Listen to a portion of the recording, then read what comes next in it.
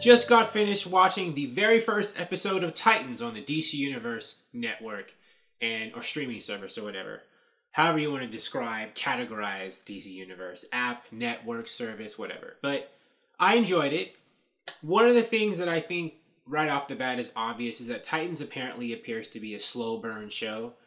Like in this first episode, they set up a lot of stuff, but they're taking their time with it. And it actually gives me a lot of confidence. You know, they're not, for lack of a better, phrase, blowing their wad like right off the bat.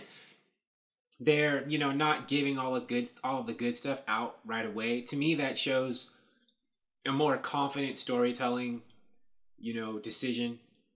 I mean, they're not going to take it too long, I hope, to get to the good stuff. I mean, when I say good stuff, just to get to the point of the story, because it's only like a 11 or 13 episode show, so the pacing, I think, will be tighter, which helps with shows like this, rather than stretching it out over 22 episodes. So they're slowly burning up to something good, is what the sense that I get.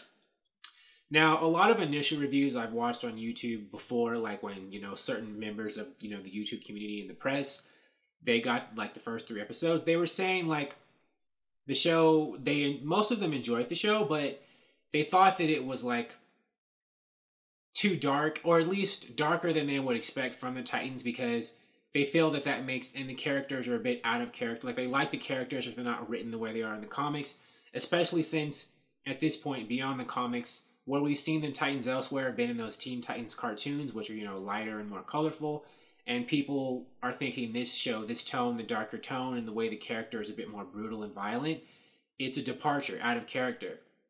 And in my opinion, as someone who read, those old Marv Wolfman, George Perez 1980s comics, I think these reviewers are only like partially or half true.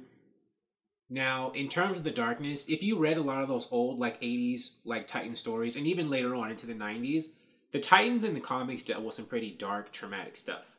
I mean, there was like drug addiction, people getting killed, people getting enslaved, Starfire went through stuff like that.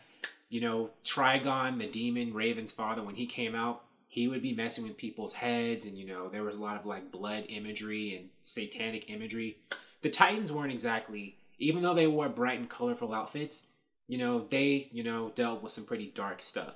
So I don't think that the show was off the mark in that respect, in having these characters deal with dark stuff or, traumatic things. I don't think that's out of character at all, or at least, a departure from the old 80s stories, or even the ones that came after in the 90s. I mean, the Titans went to all those places in the comics. Now, but the characters themselves, they are, like, a bit different than they are in the comics, especially Starfire.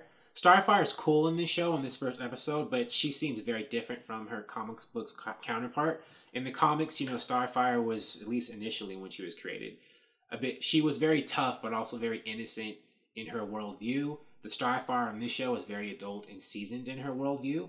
She loses her memory and stuff, but, she still doesn't seem like a naive, like, lamb, in the woods or whatever, or in the field.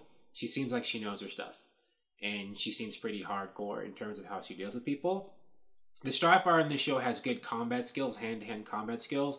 That is just like the comics. In the old comics, Starfire was, and in current comics, Starfire is pretty good with martial arts. Even though she has superpowers, she's also a good fighter physically. She actually beat Wonder Girl in an issue of the old comics, in hand-to-hand combat. Or they had, like, staffs. They had, like, a sparring match, and she beat Wonder Girl, who was trained by the Amazons.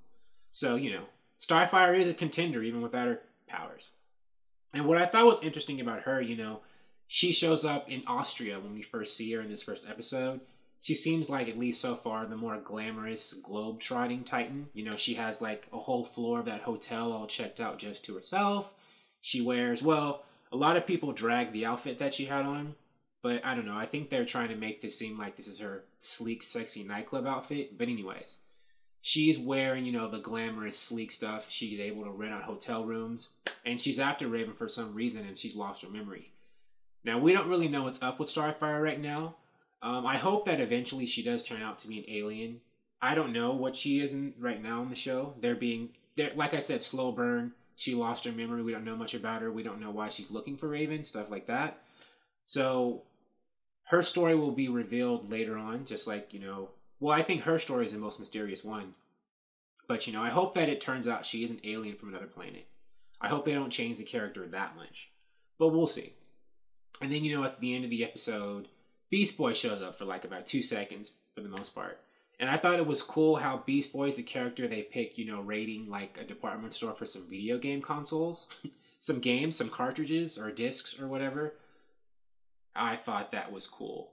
It's most appropriate. He is the Titan, I guess, who would be, of these Titans in the show they've selected, he'd be the one, I guess, who'd be raiding the video game section for stuff.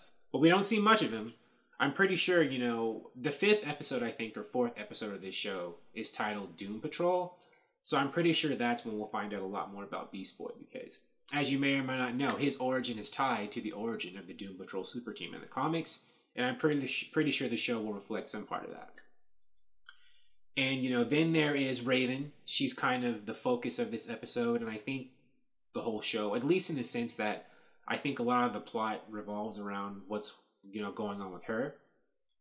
I thought it was interesting in the beginning of the episode when she's with her mother, or the woman she thinks is her mother, and her mother said, let's do a prayer, and I don't remember, I have to rewatch the episode, they're doing like a Judeo-Christian kind of prayer, which is a departure because in the comics, Raven right out from the gate, when we first meet Raven in those old comics, she is straight up, worshiping the god or the goddess, I forget, Azar or Azar from Azarath, and so was her, biological mother, Arella, right? I don't know if this woman's supposed to be Arella her, or, this is supposed to be a totally different, character, and we'll meet Raven's biological mother later, who does worship Azarath in the show. But in the comics, Raven was never, I think, raised, at least not in her original incarnation version of Raven, by a foster mother who, worshipped, Jesus and things. So, that was an interesting departure. I thought it was cool with Raven, though, on the show. Raven has, one of her powers is she has a soul self, which is this dark, a manifestation of dark mystical energy that comes from her. And I think it's drawn very differently in the comics. It's like this bird-like shape, usually. In the show, though, I think the way they're manifesting that is by having a dark version of Raven speak to her through mirrors or reflective surfaces. I think that's supposed to be Raven's soul self. That's how they're doing it in the show, by having it just be a dark twin version of her with smoky black stuff coming out of her eyes. I think that's what that is. But I think that's cool how they're showing that, how they're showing it. I think it's cool to have, her soul self talk to her through reflective surfaces, rather than it just being some voice in her head. It's just more cool visually to have it, mirrors and windows. So I thought that was cool. And last but certainly not least is Robin, the character whom I think a lot of us kind of think or assume was going to be the main character in the show, or the main protagonist, and maybe he will be, by Britton Thwaites. I liked Robin here. He had I guess well, no, he didn't. He had some cool action scenes, that first one when, he says F Batman, things like that. In the context of how he says it, it does make sense why he says it, People are like, where's Batman? Why are we just fighting Robin by himself? And Robin, says F Batman, basically saying, you're dealing with me now, forget about him. That actually makes sense in the context of this scene. I know people were really dragging on, F Batman when the first Titans trailer came out, about 3 or 4 months ago. But when you actually watch the show, it makes sense why he's saying that. Now, of all the characters here, well, I guess Starfire is the most different than her comics, but I'd say the one who's also pretty different is Robin, in the sense that Dick Grayson in this episode is much angrier than he usually is in the comics, and much more brutal when he's dealing with people. They're all pretty brutal, at least Starfire, Raven, and him. They're pretty brutal. He's pretty brutal, when he takes that guy's face and drags it on the edge of the windowsill in the car with all the broken glass. That's not a very Dick Grayson-like maneuver, but I guess that's the direction they're going with in the show. So that goes more back to what I was saying before, how other reviewers were saying that the characters of the Titans, while interesting, they're different than they are in the comics. And to a large degree, yeah, they are different from how they are in the comics. That doesn't really concern me because I think the show is good. I do hope that as we progress, Dick Grayson does come back, though, to being a bit more like we're used to seeing him in the comics. I get he's supposed to be damaged and, bitter from past experiences with Batman. I think he lost, just other things that have been going on with him in the Bat universe and his friction with Batman. But, I would although I'm still going to watch the show and support it, I do hope that he does get back to being the Robin that, we're used to seeing again. The one who was not, you know, scraping people's heads on broken glass. But anyways, good show. I cannot wait to see where it goes. I like the first episode. I like the fact that they're setting up a mystery, and that, you know, we're going to get some good, interesting stuff later on. Slow burn, and I trust them. I trust them to burn slowly and to burn well. Thank you for watching. If you like this video, please like it on YouTube and subscribe to the channel because I appreciate your viewership, and I'll talk to you soon. Bye.